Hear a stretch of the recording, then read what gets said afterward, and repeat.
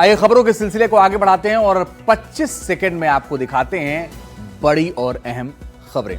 Delhi NCR में बीती रात तेज आंधी के साथ जोरदार बारिश हुई है।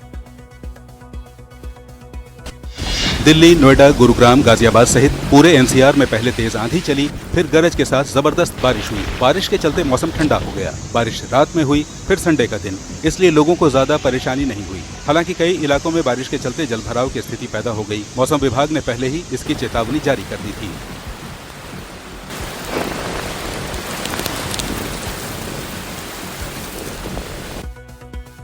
प्रधानमंत्री नरेंद्र मोदी आज एनडीए शासित राज्यों के मुख्यमंत्रियों के साथ बैठक करेंगे। प्रधानमंत्री नरेंद्र मोदी ऑपरेशन सिंदूर के बाद पहली बार एनडीए शासित राज्यों के मुख्यमंत्रियों के साथ बैठक करेंगे। इसमें गुड गवर्नेंस के मुद्दे पर बातचीत होगी। साथ ही आतंकवाद विरोधी रणनीति और राष्ट्रीय सुरक्षा पर भी चर्चा होने की उम्मीद है। बैठक में ऑपरेशन सिंदूर से जुड़े विवरण, देश के सुरक्षा ढांचे और भविष्य की रणनीति पर भी चर्चा हो सकती है। और प्रधानमंत्री नरेंद्र मोदी आज रेडियो पर मन की बात भी करने वाले हैं। प्रधानमंत्री नरेंद्र मोदी आज सुबह 11 बजे रेडियो पर मन की बात करेंगे। प्रधानमंत्री के रेडियो कार्यक्रम का ये 122वां एपिसोड होगा। पिछले एपिसोड में पीएम मोदी ने जम्मू कश्मीर के पहलगाम में निर्दोष पर्यटकों पर हुए हमले के लिए जिम्मेदार आतंकवादियों को अंजाम भुगतने की चेतावनी दी थी और देश को भरोसा दिया था कि गुनहगारों को कड़ा जवाब दिया जाएगा। ऑपरेशन सिंदूर में पाकिस्तान को सजा देने के बाद वो रेडियो पर पहली बार लोगों से मुखातिब होंगे। और अब देखिए महाराष्ट्र में कोरोना के मामले क्यों लगातार बढ़ते जा रहे हैं।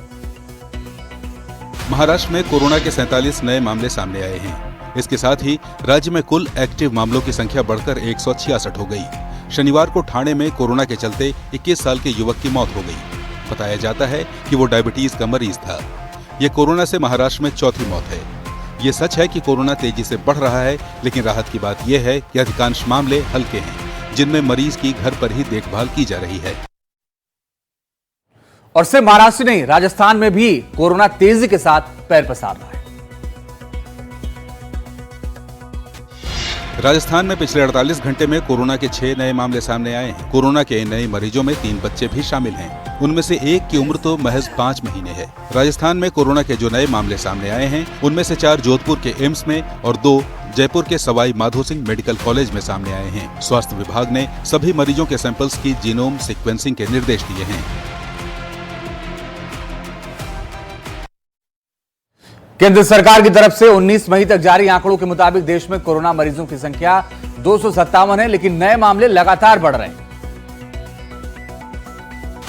देश पर बढ़ते कोरोना खतरे से निपटने के लिए सरकार कमर कसकर तैयार है। प्रधानमंत्री ने शनिवार को नीति आयोग की बैठक में भी कोरोना के मुद्दे पर बात रखी। बैठक के बाद जारी बयान में प्रधानमंत्री के हवाले से बताया गया कि कोविड से जुड़े किसी भी चुनौती के लिए तैयार रहना होगा। इसके लिए ऑक्सीजन प्लांट्स को दुरुस्त रखना चाहिए और बाकी तैयारियों को भी परख लेना चाहिए। उधर अलीगढ़ में एक गाड़ी में बीफ लदे होने के बाद अफवाह फैली और फिर जमकर बवाल हुआ। अलीगढ़ में एक गाड़ी में बीफ होने की खबर से भड़के गांव वालों और एक संगठन के कार्यकर्ताओं ने गाड़ी को रोक लिया। हरदुआगंज थाना क्षेत्र के अलहदादपुर गांव के पास इन लोगों ने गाड़ी में सवार 4 लोगों की पिटाई की और गाड़ी को आग के हवाले कर दिया। आरोप है कि जब बीफ के शक में गाड़ी रोकने की कोशिश की गई तो गाड़ी वाले ने एक बाइक में टक्कर मार दी। इसके बाद बवाल हो गया। गाड़ी में सवार लोगों का कहना था कि मीट भैंस का था। पुलिस मामले की जाँच कर रही है। उधर पटना के कृष्णापुरी इलाके में अपराधियों ने खुलेआम फायरिंग की, दहशत भी मचा दी। देखिए रिपोर्ट। पटना के भीड़ भरे बोरिंग कैनाल रोड पर एक एसयूवी से हुई टक्कर के बाद कहासुनी हुई तो स्कॉर्पियो में सवार बदमाशों ने ताबड़तोड़ फायरिंग कर दी। जिस वक्त बदमाश फायरिंग कर रहे थे, ADG law and order Pankaj दराद वहीं से गुजर रहे थे। उन्होंने न्यू पुनाई चक के पास फायरिंग होती देखी तो बदमाशों का पीछा कर उन्हें पकड़ने की कोशिश की, लेकिन जीपीओ गोलंबर के पास गुंडे पुलिस को चकमा देकर फरार हो गए। बिहार के वैशाली जिले में लूटपाट के दौरान बेटे के सामने व्यापारी को गोली मार दी गई और उसकी मौत हो गई।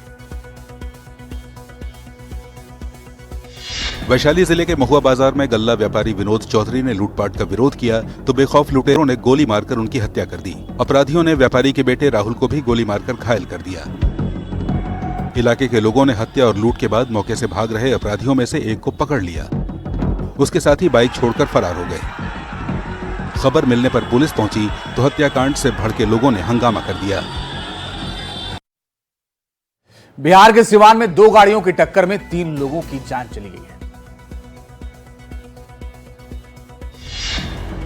बिहार के सिवान जिले में अफराद गांव के पास ट्रक और कार की आमने सामने की टक्कर हो गई। कार में ड्राइवर समेत 4 लोग सवार थे। टक्कर इतनी जबरदस्त थी कि कार के परखच्चे उड़ गए और इसमें सवार लोगों में से 3 की मौके पर ही मौत हो गई। इस हादसे में कार का ड्राइवर गंभीर रूप से घायल हो गया। उसे इलाज के लिए अस्पताल में भर्ती करवाया गया है। ये सभी लोग पटना एयरपोर्ट से सिवान लौट रहे थे। हरियाणा के कुरुक्षेत्र में थार में सवार 2 बदमाश पेट्रोल पंप के कर्मचारी को आधा किलोमीटर तक घसीट कर ले गए। कुरुक्षेत्र के शाहबाद में थार की टक्कर से बचने के लिए पेट्रोल पंप का कर्मचारी गाड़ी की विंडो में लटक गया, लेकिन थार वालों ने गाड़ी नहीं रोकी। उसे करीब आधा किलोमीटर तक उसी तरह लेकर चले गए। बाद में उसे गाड़ी से धक्का दे दिया। वारदात को अंजाम देने से पहले थार में सवार 2 युवकों ने गाड़ी का टैंक फुल करवाया और कहा कि पैसे ऑनलाइन ट्रांसफर कर दिए हैं। जब पैसा नहीं पहुंचा तो कर्मचारी ने इसकी शिकायत की। इसी के बाद गुंडों ने वारदात को अंजाम दिया। जम्मू कश्मीर के राजौरी में एक लड़की की मौत के बाद जबरदस्त बवाल हुआ।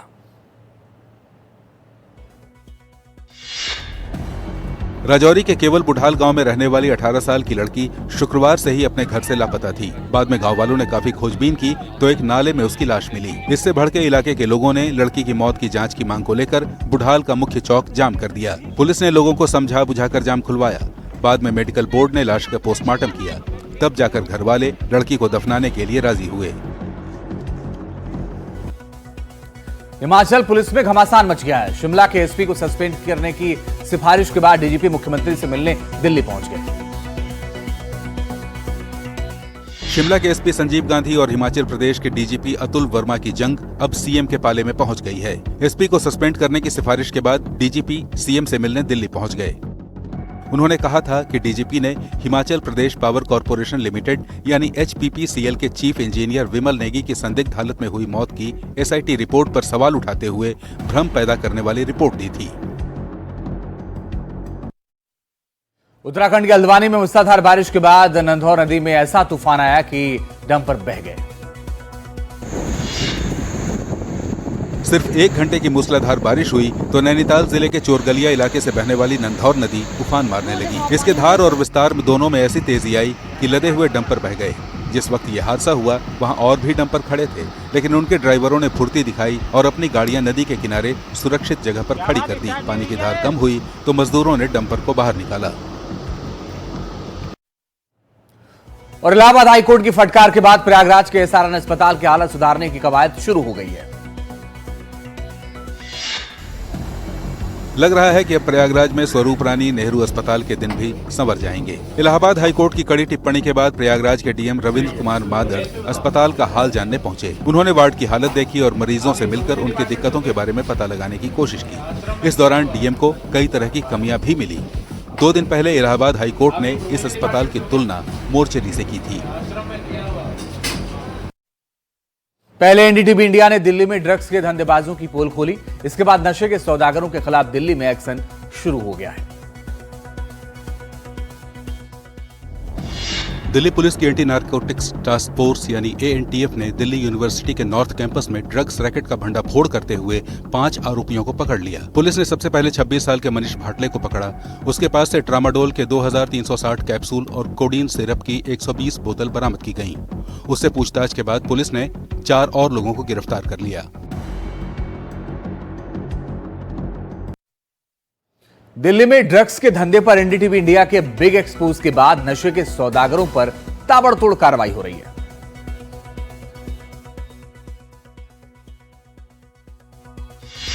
दिल्ली के नंदनगरी थाने की पुलिस ने गुप्त सूचना के आधार पर जाल बिछाकर एक शातिर ड्रग तस्कर को गिरफ्तार किया। आरोपी कृष्णा उर्फ किशन को पुलिस ने उसके घर के बाहर से गिरफ्तार किया। उसके पास से स्मैक बरामद हुई। इसके अलावा पुलिस ने रोहिणी सेक्टर 37 से मणिपुर और असम बेस्ड ड्रग सिंडिकेट का भी भंडाफोड़ किया और 45 किलो अफीम बरामद की। पुलिस ने इस मामले में 2 आरोपियों को गिरफ्तार किया है। चंडीगढ़ में अंडरग्राउंड एलपीजी पाइप फटी तो आग ने दहशत मचा दी। चंडीगढ़ में सेक्टर 36-37 के लाइट पॉइंट पर अंडरग्राउंड एलपीजी पाइपलाइन में लीकेज हुई। इसके बाद देखते ही देखते आग भड़क उठी। खबर मिलते ही दमकल विभाग की कई गाड़ियां मौके पर पहुंची और आग पर काबू पाने का प्रयास शुरू कर दिया। सेक्टर 36 थाने की पुलिस भी पहुंच गई और आग वाले इलाके से लोगों की आवाजाही रोककर उन्हें सुरक्षित हटा दिया गया। आग से दहशत तो मची, लेकिन राहत की बात यह है कि इस हादसे में किसी की जान नहीं गई। कोची के पास अरब सागर में एक जहाज डूबने लगा। इसके बाद कोस्ट गार्ड ने मोर्चा संभाल लिया। अरब सागर में उस वक्त हड़कंप मच गया जब विंझिगम बंदरगाह से निकला लाइबेरिया के झंडे वाला जहाज अचानक संतुलन खो बैठा। कोच्चि से महज 38 मील दूरी पर यह 26 डिग्री तक झुक गया। जैसे ही कोस्ट गार्ड को इसकी खबर मिली, बचाव अभियान शुरू हो गया और बाद में जहाज पर सवार चालक दल के ज्यादातर सदस्यों को सुरक्षित निकाल लिया गया। कुछ लोग हैं जो रेस्क्यू में मदद कर रहे हैं। समुद्र में जहाजों को भी अलर्ट कर दिया गया है। राजस्थान के झुंझुनू में तेज रफ्तार कार बेकाबू होकर एक छप्पर से टकरा गई। झुंझुनू के डाबड़ी मोड़ पर ओवरटेकिंग के चक्कर में फिल्मी स्टाइल में हादसा हो गया। यहाँ एक युवक दूसरी गाड़ी को ओवरटेक करने की कोशिश कर रहा था, लेकिन उसकी तेज रफ्तार से कार पूरी तरह बेकाबू हो गई और हवा में लहराती हुई एक छप्पर से जा टकराई। गनीमत यह रही कि हादसे के वक्त वहाँ कोई नहीं था, वरना बड़ा हादसा हो सकता था। फिल्मी स्टाइल में हुए हादसे की तस्वीरें सीसीटीवी कैमरे में कैद हो गईं। राजस्थान के सीकर में बस ने साइकिल सवार को टक्कर मार दी, लेकिन किस्मत साइकिल वाले के साथ थी। सीकर के पिपराली रोड पर लोक परिवहन बस ने साइकिल सवार युवक को टक्कर मार दी। टक्कर तेज थी, युवक उछलकर सड़क किनारे गिरा और उदयपुर वाटी रूट पर चलने वाली बस उसकी साइकिल को रौंदती हुई आगे बढ़ गई। एक भी इंच इधर उधर होता तो युवक की जान जा सकती थी, लेकिन किस्मत युवक के साथ थी, उसे खरोंच भी नहीं आई। इसके बाद बस वाले और साइकिल वाले ने भी आपस में सुलह कर ली। ये पूरा हादसा सीसीटीवी कैमरे में कैद हो गया। यूक्रेन की राजधानी कीव में रूस के ड्रोन और मिसाइल हमलों ने कोहराम मचा दिया है। यूक्रेन की राजधानी कीव पर रूस की तरफ से किए गए मिसाइल और ड्रोन अटैक में कई लोग घायल हो गए। कीव में गूंजती विस्फोटों की आवाज के बीच लोगों ने भूमिगत मेट्रो स्टेशनों में शरण ली। कीव के सैन्य प्रशासन के कार्यवाहक प्रमुख ने टेलीग्राम पर लिखा कि राजधानी के कम से कम 4 जिलों में मिसाइलों और ड्रोन का मलबा गिरा, जिन्हें हवा में ही मार गिराया गया था। रूस का यह हमला ऐसे वक्त में हुआ है जब दोनों तरफ से कैदियों की अदला बदली चल रही है। और इजराइल ने लेबनान में हिजबुल्लाह के एक कमांडर को मार गिराने का दावा किया है।